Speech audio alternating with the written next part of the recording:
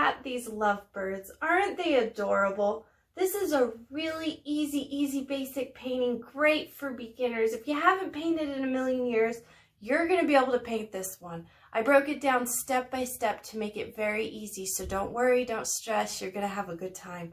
And I mean, how cute, right? This is a good one to hang in the living room to show off to everybody. I mean, this is a cute one, and it's classic too. So if you have it this year, it's going to be good for next year too. And I mean, how adorable, that's so cute. Well, I just wanted to take a quick second here and say thank you so much for patronizing my business. I greatly, truly appreciate it. I know I always say it in all my videos, but honestly, with your support, it's really helped me to be able to live my dream and have a lot of fun. Yeah, totally. Well, I'm going to see you in a moment, and yeah, there's going to be a whole bunch of other fun Christmas paintings this winter, so stay tuned.